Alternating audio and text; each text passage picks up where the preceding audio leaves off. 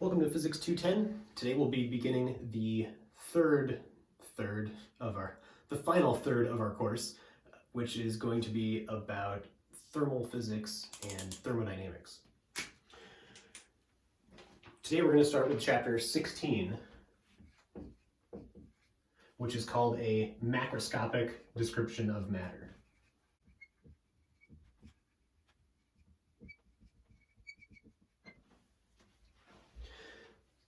Macroscopic here means that while we are looking at effects and phenomena that are due to the behavior of atoms and molecules, the small particles that all matter is made up of, we are interested in the variables that can represent the entire system at once.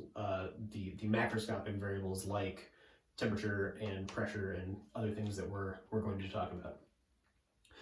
This is in contrast to microscopic variables like looking at the velocities of individual particles.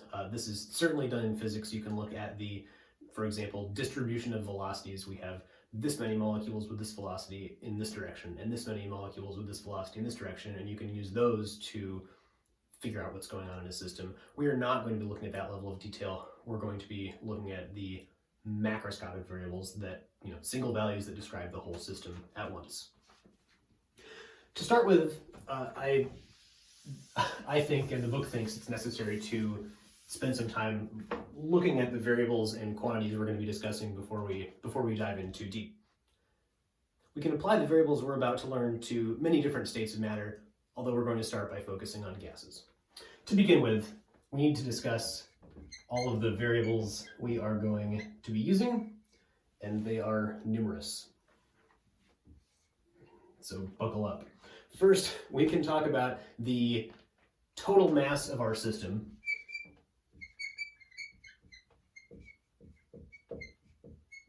If we have a 2 kilogram piece of iron that we're studying, or a chamber filled with 0.5 kilograms of gas or something like that. We can also talk about the individual masses of the particles that make up this material. And for that, we use a lowercase m in contrast to the capital M.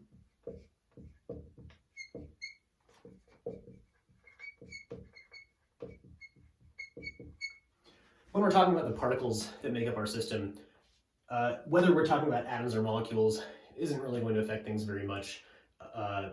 For gases, certainly, we can have molecular gases that are made of more than one atom, and for the purposes of the ideal gas law, we can treat those as single particles that that act as if they were atoms with that molecular mass. So we're not gonna have to worry about drawing too much of a distinction between these, because you'll know when we're dealing with molecules, I guess. All right, we can also talk about the volume of our system.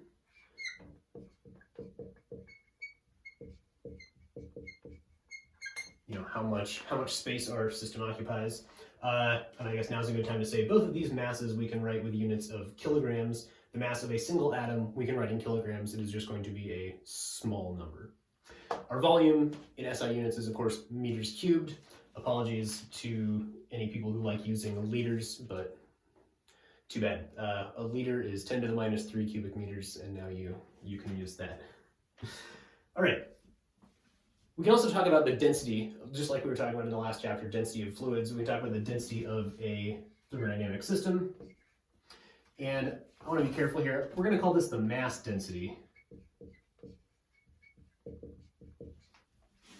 And this mass density rho, on the right side, I'll write some equations. The mass density rho is equal to the mass of our system divided by the volume of our system. So that is units of kilograms per cubic meter, just like the other mass densities we've talked about. We can also talk about the number of particles in our system. For that, we use a capital N. So this is the number of atoms, or in the case of molecular gases, number of molecules in the whole system. I'm going to erase some of the stuff up here to make room.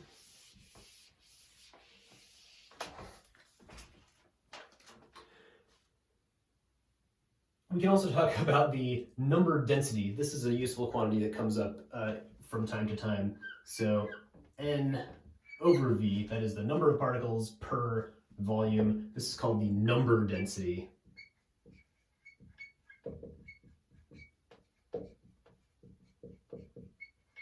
Of the system. Our number N is unitless. And as a consequence, N over V just has units of inverse volume, that is meters to the -3. Before I erase this, I want to add one more equation over here, and that is the number of particles in our system is also equal to the total mass divided by the particle mass, or the molecular mass. So if we have 1 kilogram and each particle is some tiny amount of mass, we can figure out the total number of those particles that must be in there.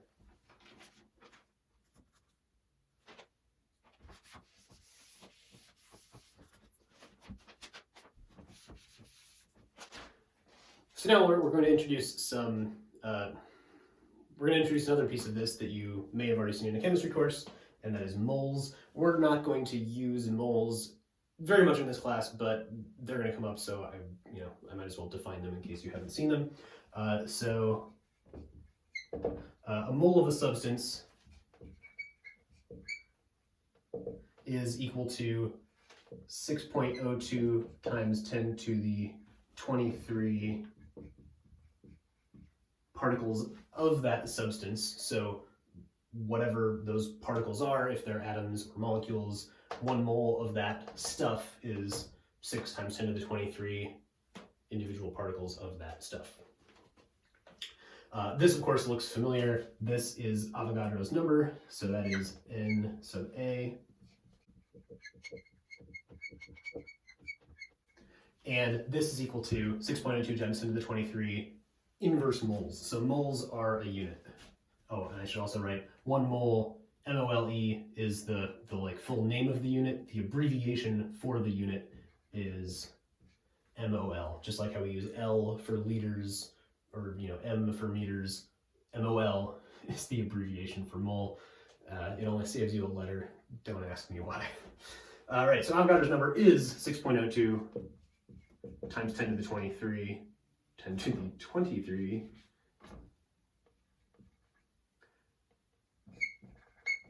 per mole, or moles to the -1.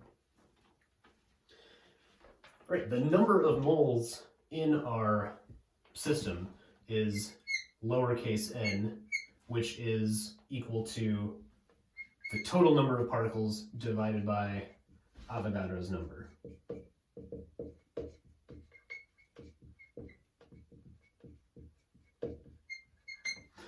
I should say right now, I can get away with saying number of moles in system because we're going to assume our systems only have one type of atom or one type of molecule. We're not going to be worrying about mixtures of different substances. So if we were, I would have to be a little more careful about my language here, but since we're assuming we only have one kind of atom, then there's not mole A and mole B or something that we have to worry about. When I drew the capital M and the lowercase m earlier, some chemists might have gotten excited that I was going to define them differently. So chemists like to use capital M as the molar mass. We are not going to do that. We are going to use M mole as the molar mass, which is the mass of 1 mole of our substance. So this is going to have units of kilograms per mole in SI units.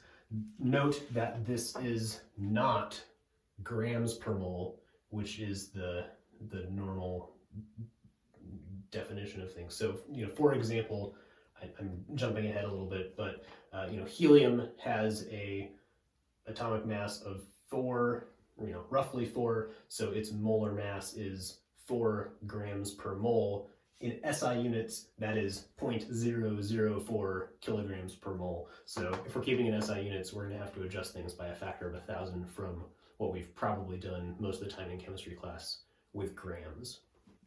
And that's just a consequence of SI units. All right. Lastly, with this molar mass, we also have another way of calculating the number of moles in our system, and that is our number of moles can also be written as the total mass of our system over the molar mass of our system. So either one of these we can use to find the number of moles of substance. Okay. We only have a couple more variables.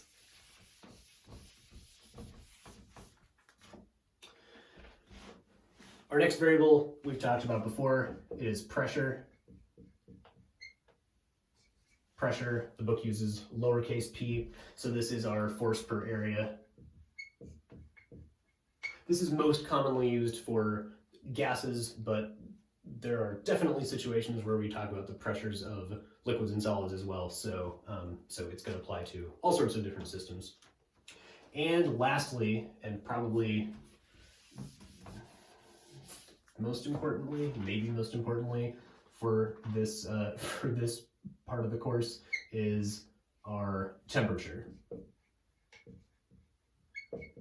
which we have all encountered before in everyday life and probably have seen in some other science class, probably in a chemistry class, but we're going to spend a little bit of time talking about it here. So our temperature is somehow related to the energies that all of our particles have moving around in our gas, or sliding over each other in our liquid, or vibrating in place in our solid. So we're not going to worry about exactly what this relationship is, but our temperature is related to this thermal energy, which is the kinetic, and you can argue that there's also potential energy mixed in here too, but for now we can imagine this is just like the kinetic energy of the particles as they move around. And this is exactly what we mean when we say we're interested in macroscopic variables, right? We could keep track of the kinetic energy of particle 1 and the kinetic energy of particle 2 and the kinetic energy of particle 10 to the 23. And that is in some sense the full description of what's going on in our system. However, it turns out for basically any measurement we're going to make in a lab, all of that behavior can be kind of averaged into one variable, the temperature, and knowing the temperature tells you the average kinetic energy of the particles, and then you can use that in other calculations. So that's what we mean by macroscopic description. It is this one variable that we can use to represent a bunch of individual particles' behaviors. So this is not a definition of temperature. A better definition of temperature, we're going to get to a few different definitions of temperatures in the next coming chapters, but the definition of temperature I like to introduce here is it is how willing a system is to give up its thermal energy.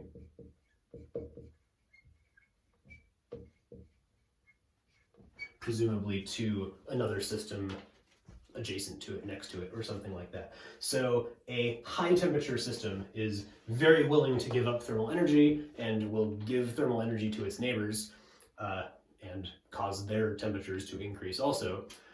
A low temperature system is very unwilling to give up thermal energy.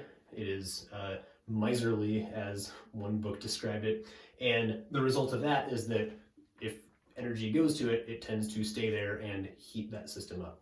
So this is not a good equation definition of temperature, but conceptually I think this is a really good place to start.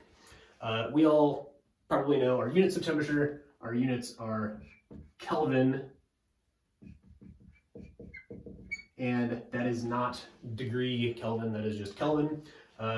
There may, we may have the opportunity at some point to use degrees C also.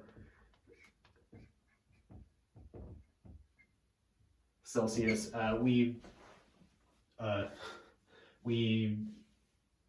I expect that everybody knows the conversion between Kelvin and Celsius, but if you don't, whatever temperature you have in Kelvin minus 273.15 gives you your temperature in degrees C. For almost all of the temperatures, or excuse me, for almost all of the equations we're going to use in this class, the temperature has to be specified in Kelvin. The temperature is understood to be the absolute temperature, and so we should only use our values in Kelvin unless told otherwise.